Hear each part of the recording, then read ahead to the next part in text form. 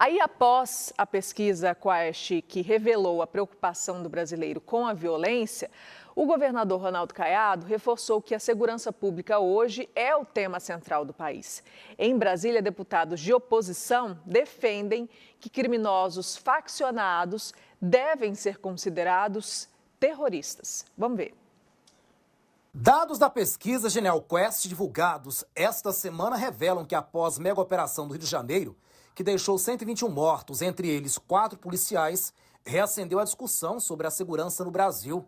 Para 38% dos entrevistados, a violência é a maior preocupação atual. O índice é o mais alto desde outubro de 2024. Diante dos números, o governador Ronaldo Caiado reforça que atualmente a segurança pública é o interesse central no país. A pesquisa hoje da Quest ainda alavanca mais ainda esse distanciamento da violência com o segundo ponto.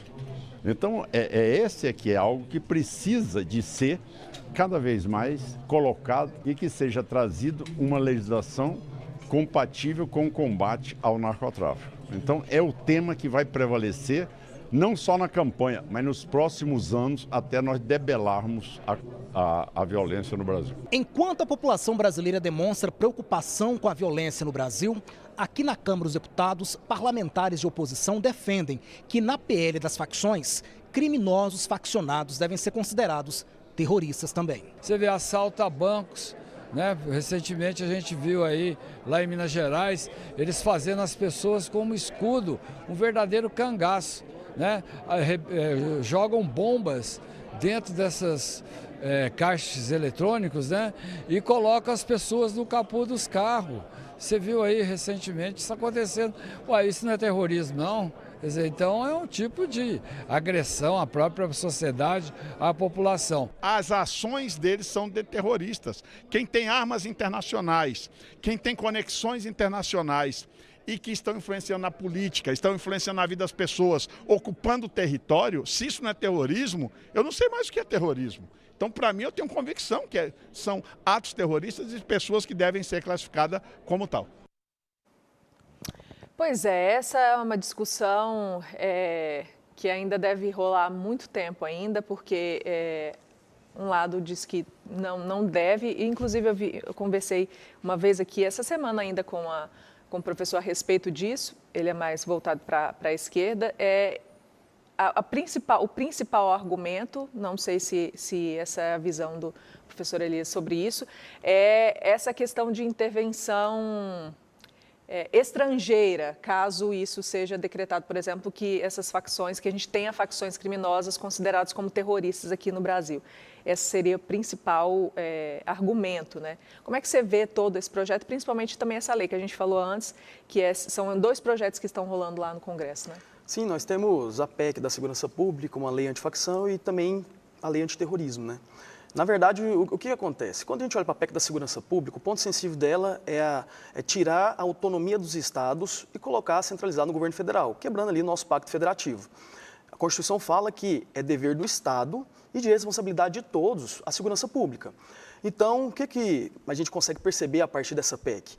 Que, por exemplo, para o estado de Goiás, seria algo muito danoso, porque, de uma forma ou de outra, apesar do estado de Goiás ter uma polícia muito bem estruturada há muito tempo, até mesmo antes do governo do Caiado, percebemos que com a entrada dele no governo, acabou que nós tivemos um índice de criminalidade que foi reduzido de forma drástica, inclusive, se não me engano, 6º ano seguido, após o governo do Caiado, que temos baixa índice de criminalidade.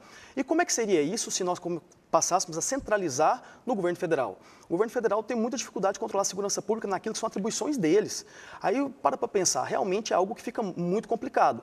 Eu, como goiano e como brasileiro, não quero centralizar o poder da segurança pública na mão do Estado, na mão da União. Até porque nós percebemos que os governos passam uma hora de direita, uma hora de esquerda, e acaba que, se nós ficarmos à mercê de diretrizes do governo federal, por exemplo, o governo Lula ele está aí no poder já tem 4 anos e ele corre um sério risco de ser reeleito. Como é que vai ser isso? Aí vamos partir do pressuposto em que 8 anos de governo Lula realmente será benéfico para a gente, que é aqui do estado de Goiás, que vivemos momentos de paz. Parece que o estado de Goiás é uma ilha no qual o que acontece no resto do Brasil não acontece aqui. Então, realmente, a PEC da segurança pública, a parte que me gera maior preocupação é a centralização do poder na mão da União.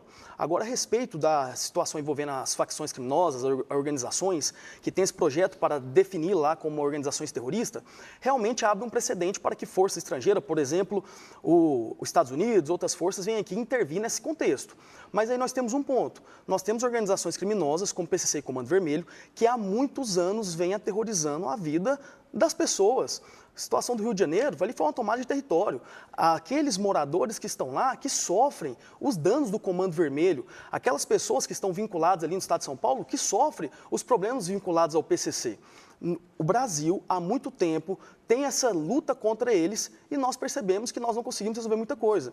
Eu tenho uma visão de que se minha mãe estivesse sendo assaltada ou estivesse sendo vítima de um sequestro, não importa se quem vai salvar ela vai ser a Rotan, o Choque, o Giro, o presidente Trump, o presidente Lula, a Liga da Justiça, os Vingadores, eu só quero que minha mãe seja salva. Então, enquanto tiver o governo Lula, que se mostrou durante todos esses anos não ter uma preocupação genuína com a segurança pública, eu acabo vendo aquele morador de comunidade no Rio de Janeiro, as pessoas que estão submetidas ao domínio das facções criminosas, eu acabo vendo eles como pessoas que continuarão sendo escravizadas por essas organizações. A lei antiterrorista que nós temos hoje no Brasil, ela foi aquela forma, né, como sempre no Brasil, um projeto de lei aprovado às pressas para suprir alguma circunstância, que foi ali no caso das Olimpíadas. E quando nós olhamos para contextos, por exemplo, lá na lei de antiterrorismo, fala a respeito de atos de xenofobia, atos de racismo e atos também de intolerância religiosa à prática de condutas no qual tem o teor de aterrorizar uma certa população.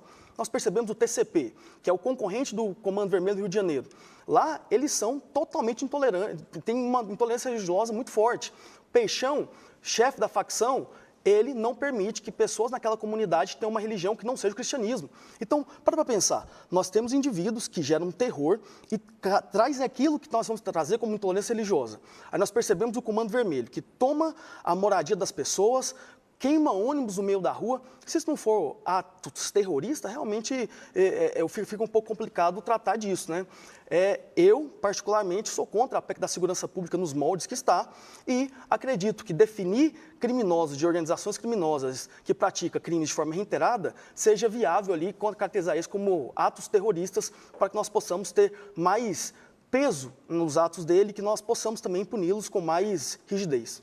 Você estava falando sobre essa questão do terrorismo. O que acontece também no Ceará é um negócio que tem chamado muita atenção, né? Tem cidades que estão devastadas, que não tem gente mais, porque o Comando Vermelho acabou expulsando as pessoas das próprias casas, né? Matou uma mulher esses dias para trás. Foi. Uma mulher se negou a envenenar os policiais militares, acabou sendo morta na frente da filha dela, na cama, né, enquanto dormia.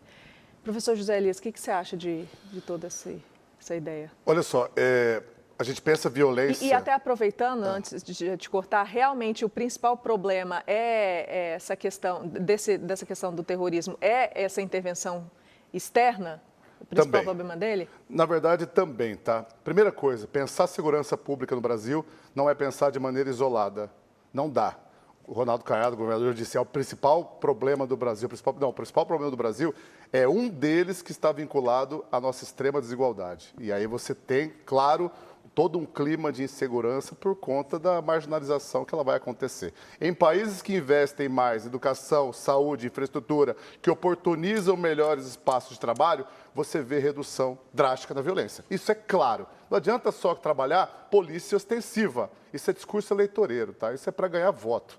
O ideal é você pensar num projeto de país a longo prazo, se reindustrializar, oferecer melhores empregos, oferecer melhores oportunidades e criar mecanismos legais para punir com mais severidade quem entra em crime organizado. Tá? Eu, por exemplo, sou totalmente contra esse negócio de você cumprir um cesto de pena e sair. Para mim, se o cara pegou 40 anos de cana, ele tem que cumprir pelo menos 2/3. Tem que ficar lá na cadeia. Tá? Só que não adianta só falar isso. Vamos botar mais polícia na rua. Não adianta nada, gente.